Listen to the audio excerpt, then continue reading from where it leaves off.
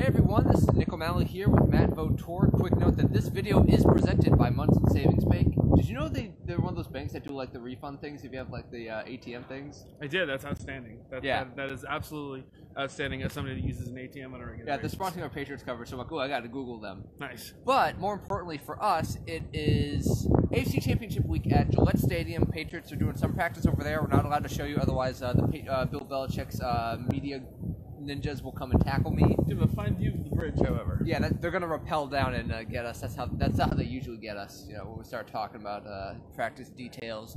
But Andrew Callahan was at practice today. He had a good look of who's out there. Fortunately for the Patriots, full attendance at practice. No major lingering issues other than the guys who are already done.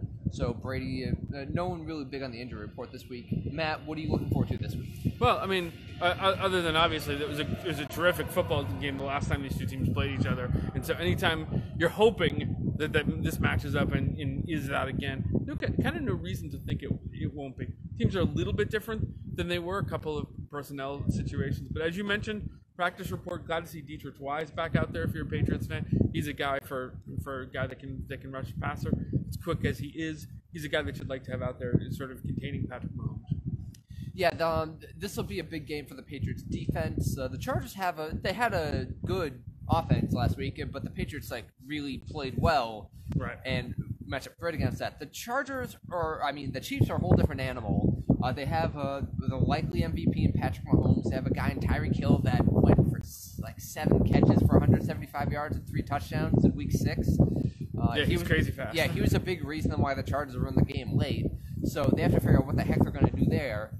And the Patriots offense, it's looking pretty good after that kind of slow finish of the season. Certainly, if you want to compete with the Chiefs, you got to run with it. You got to be able to match up with them on the scoreboard. If you can't count on beating the Chiefs 24-21, you've got to be able to be willing to play in the 30s and the 40s. And the Patriots offense, the last 2 games now, has looked like they're capable of that. Certainly, they looked like that on Sunday.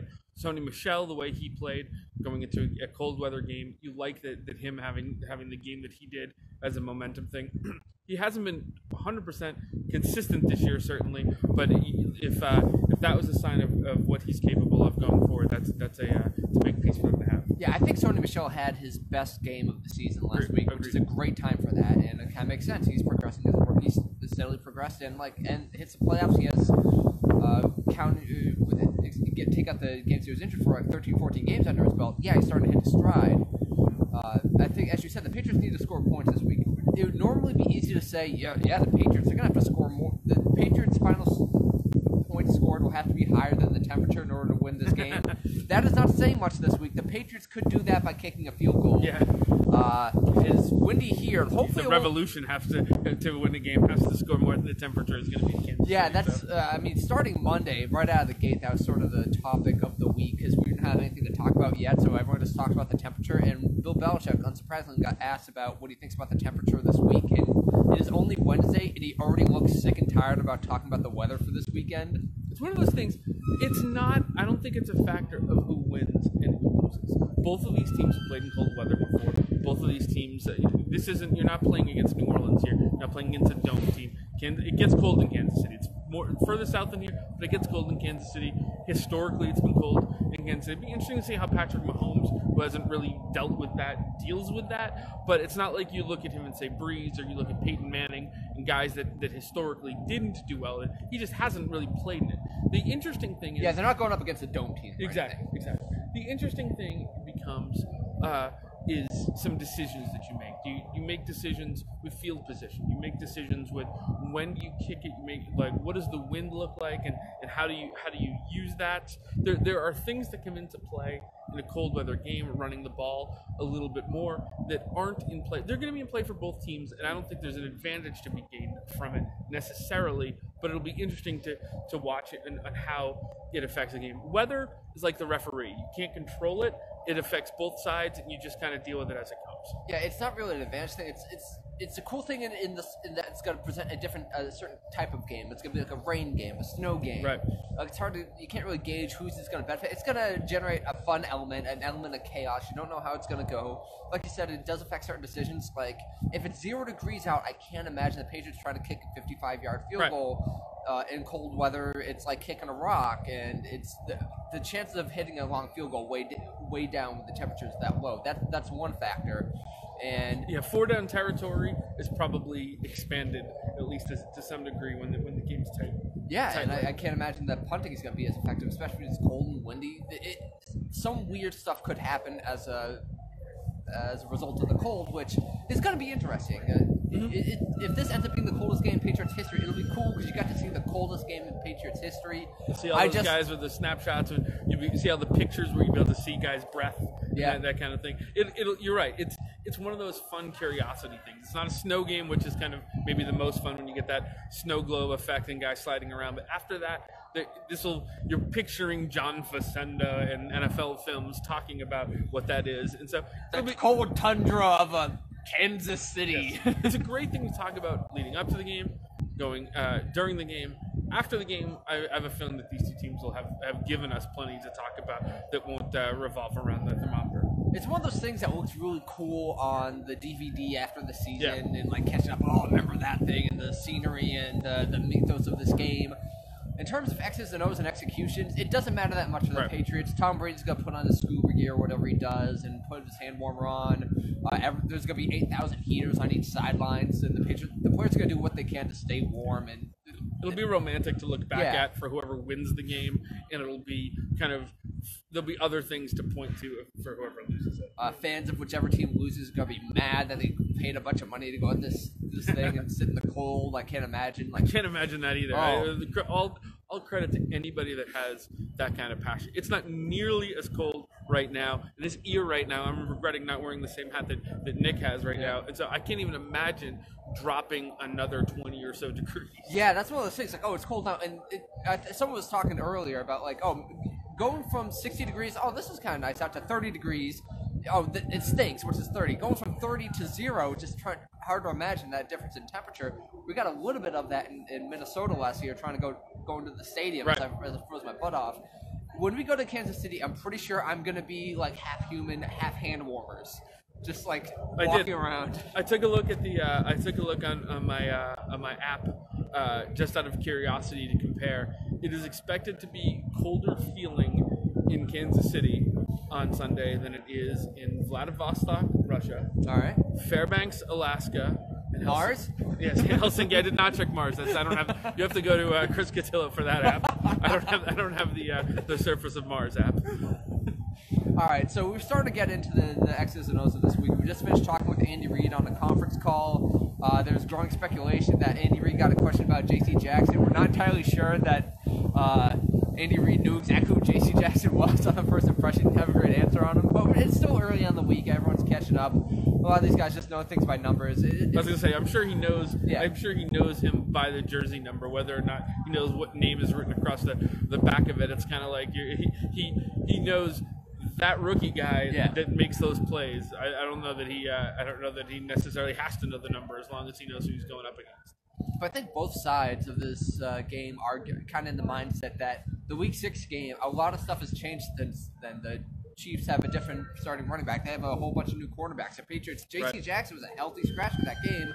Now he's a really important player. That might never be a healthy scratch again. Yeah, he's evolved into a really important part of this defense. There are a lot of different factors heading into this game, so you can take a look at that shootout and go, "Oh, that was cool." We don't know how much it's going to translate into this game.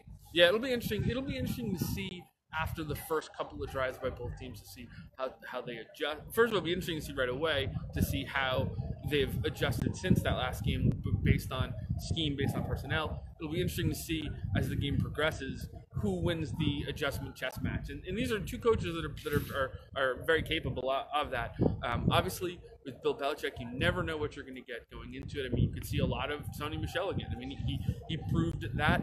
You know there'll be a role in some way, shape, or form for James White. What will that role be? I'm curious to see it. I'm looking forward to it. We have a question about, do you think Chris Hogan could be more proactive this Sunday?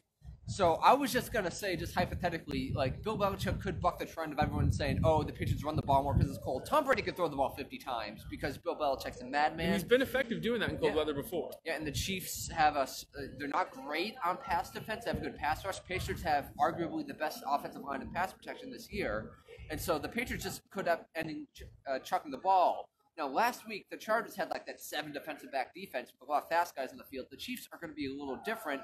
As a result, this could be a big Chris Hogan game because he has a tendency to step up big in the playoffs, especially when teams are focusing on, like, they're going to be focused on Gronk, James White, stopping the run game. I think this could be a situation where Chris Hogan takes advantage of a Chiefs secondary that doesn't have a ton of depth and catches one of those, like, 55-yard crossing. One of those is exactly right. If I'm predicting, I'm with you on. I don't think if you're talking about your DraftKings lineup, I wouldn't start Chris Hogan. I don't think you're looking at 8 catches for 111 yards or something. I do think there's a moment in this game that you'll be like the Chris Hogan play. Yeah. I think similar that's to the Steelers game. Yeah. I think it's going to have a similar impact to the Steelers game. Maybe like 3 catches, like 70 yards or something like that. Philip Dorsett could have a good game. Yeah, he's a guy that I think probably gets targeted a little bit more. He's been good pretty much every time they've asked him to be. And so in a game like this, especially after the game coming, Julian Edelman coming off the game that he had, you could see the Chiefs throwing even more defensive attention at him.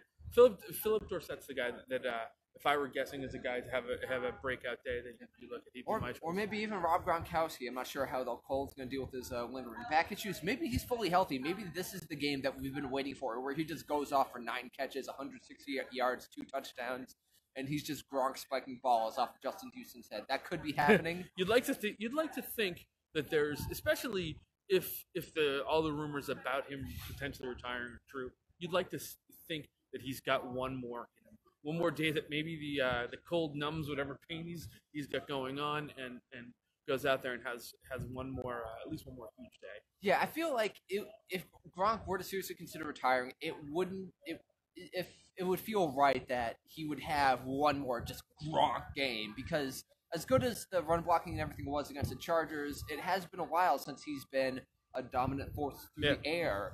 And big game against the Jets, but not even that big. Not by his standards. No. But the game at New York, he had some big plays, but beyond that, he hasn't really had that game all season. You're right. You'd like to see one more. The last time really Gronk ended up playing like a huge swing in the game was against the Chiefs. He had those 2 catches that ended up being the dagger in the final minutes.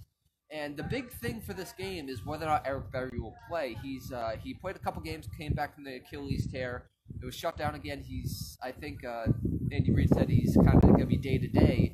If healthy, Eric Berry is one of the best guys in the league, matching up against Rob Gronkowski. So this could be the last Berry-Gronk matchup. So that'll be probably one of the most important matchups heading into this game. Yeah, that's a good. I think that's good analysis. I think. You look at, if you're Andy Reid, you're playing it exactly how you want to play it. Maybe he's going to play, maybe he's not going to play. Make the Patriots double game plan for what they look like with Barry, what they look like without Barry. I think you'd use that sort of approach either way, whether you think he's going to play or not going to play. I think both things would be in play there. All right, so we've got 2 more days at Gillette. We'll be back here tomorrow checking in. More Patriots. We have a lot of people talking every day this week, a lot more media availability, which is fun because it's the playoffs. Checking in on Friday. Then we'll be heading out to Kansas City, and we'll see you guys when we're out there. Anything else before we go? No, I'm good. See you tomorrow. All right, so folks, thanks for tuning in. Again, I don't know if I'm supposed to say it at the end, but this video was brought by Munson Savings Bank, presented by Munson Savings Bank. One of these days, I'm going to remember how to do these fun ad reads for our wonderful sponsors, but until then, we'll see you guys later.